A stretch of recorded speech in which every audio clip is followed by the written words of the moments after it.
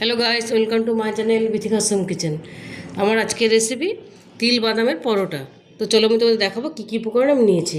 এখানে আমি 1 কাপ ময়দা, অল্প নুন, চিনি আর একটু সাদা তেল দিয়ে এটা আমি মেখে রেখেছি ময়দাটা। এখানে নিয়েছি চিনে বাদাম, কাঁচা বাদাম ছিলাম, এটা ভেজে খোসাটা ছাড়িয়ে নিয়েছি 5-6টা কাজু বাদাম, এটাও আমি একটুখানি ভেজে নিয়েছি। আর নিয়েছি সাদা তিল 4 চামচ, এই চামচের আমি 4 চামচ সাদা তিল নিয়েছি। যতটা সাদা তিল আছে ততটাই আমার বাদাম আছে। সাদা তিলটা আমি সুন্দর করে হালকা কাঠখোলা ভেজে নিয়েছি। এখানে নিয়েছি 1 চামচ বাতাসার গুঁড়ো করে নিয়েছি নারকেল অল্প, আর নিয়েছি চিলি ফ্লেক্স। এটা তোমরা দিতে চাইলেও দিতেও পারো, নাও দিতে পারো। আর এখানে নিয়েছি একটা মিক্সির জার, আর এবং এর সঙ্গে একটা চাটনি বানাবো। তার জন্য আমি নিয়েছি পুদিনা পাতা, ধনে পাতা, লেবু একটা, 3 কোয়া রসুন, একটা কাঁচা লঙ্কা, সামান্য চিনি আর লবণ। সবার প্রথমে আমি মিক্সির জারে এটা আমি পুরটাকে রেডি করে নেব। সর্বপ্রথমে বাদামটা দিয়ে দিলাম মিক্সির জারে, দিয়ে দেবো তিলটা, দিয়ে দেবো নারকেল আমি কালো খোসাটা আমি ছাড়িয়ে নিয়েছি, নাহলে কালো কালো হবে।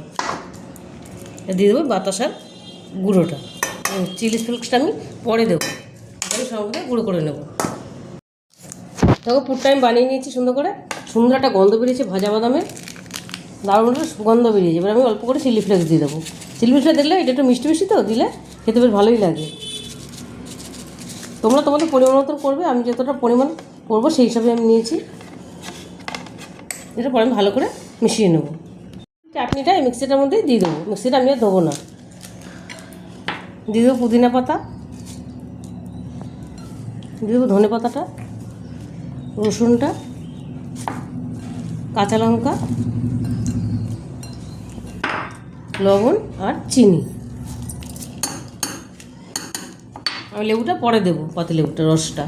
এবার মিক্সিতে পেস্ট করে নেবো। এবার চাটনিটা আমি পেস্ট করে নিয়েছি, ধনে পাতা পুদিনা চাটনিটা। আমি একটু জল দিয়েছিলাম, নাহলে পেস্ট হচ্ছিলো না। এবার আমি এর মধ্যে লেবুর রস দিয়ে দেবো। তোমরা যেরকম টক খাও সেই হিসাবে দেবে। আমি লেবুর রসটা দিয়ে দিলাম, এটা আমি মিশিয়ে দেবো। চাটনিটা খুব ভালো করে মিশিয়ে নিয়েছি লেবুর রসটা দিয়ে। এবার ময়দা থেকে আমি লেচি কেটে নেব। গুঁড়ো ময়দাও নিয়ে নিয়েছি। খুব বেশি বড় করবো না, আমি লুচির থেকে একটু বড় করবো। এরকম লেচি কেটে নেবো, সবকটা আমি লেচি কেটে নেবো।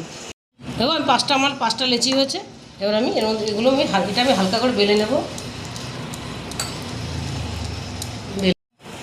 এবার আমি পুরটা ভরে নেবো, আমি হালকা বেলবো।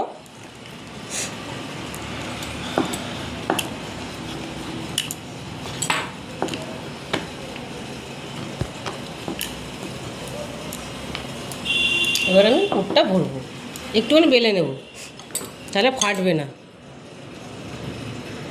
1 চামচ করে দেবো, খুব বেশি আমি দেবো না, 1 চামচ করে আমি দিলাম।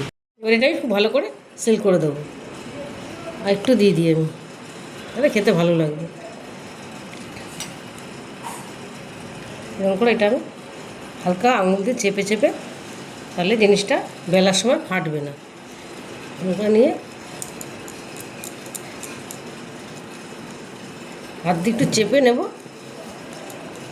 এরকম করে আমি সবকটা পুর ভরে নেব। এরকম পরোটাটা বেলে নেব। আর ভাজার জন্য নিয়ে নিয়েছি আমি সাদা তেল। এবার পরোটাটা হালকা হাতে বেলবো, বেশি চাপ দেবো না, তাহলে ফেটে যাবে। এরকম করে আমি বেলে নেব।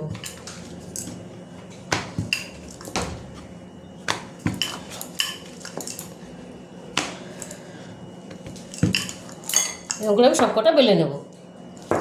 তবে আমার একটু এটা ফাটেনি। কয়েকটা বেলে নিচ্ছি, এবার আমি ভেজে নেব। আমি একটা ননস্টিকের চাটু বসিয়ে দিচ্ছি গ্যাসে, আমার প্যানটা গরম হয়ে গেছে। এবার আমি পরোটাটা দিয়ে দেবো।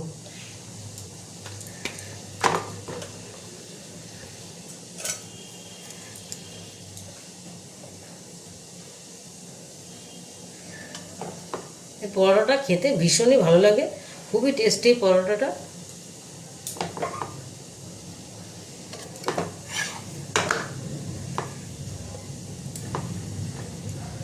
এটা অন্যরকম টেস্টি পরোটা। এবার আমি তেল দিয়ে দেবো। খুব বেশি তেল দেবো না, আমি অল্প তেলেই ভাজবো পরোটাটা।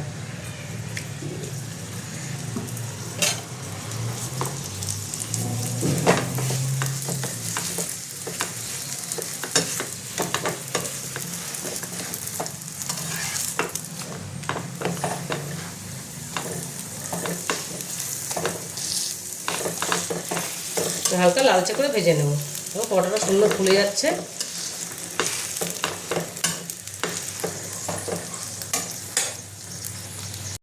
এটা আমার কি সুন্দর ভাজা হয়ে গেছে, এটা তুলে নেবো আমি।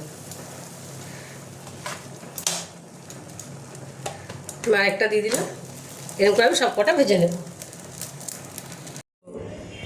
দেখো আমি পরোটাগুলো ভেজে নিয়েছি। আজকে দুটো পরোটা নিয়ে বসে পড়েছি, কেমন হচ্ছে তোমাদের আগে আমি খেয়ে বলবো। তাই আমি এখানে সকালে আলুর দম করেছিলাম, সেই আলুর দমটা আমি নিয়েছি, কষা কষা আলুর দম। আর এখানে আমি চাটনি অল্প একটু তুলে নিয়েছি, আর একটু নেবো। এবার আমি খেয়ে বলবো কেমন হয়েছে। দেখো কি সুন্দর, পুরটা দারুণ হয়েছে, পুরো ছড়িয়ে গেছে। এবার আমি খাবো।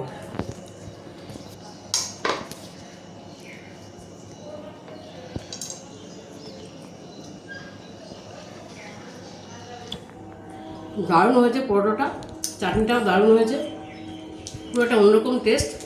আমি যেভাবে বানালাম তোমরা অবশ্যই এটা ট্রাই করবে।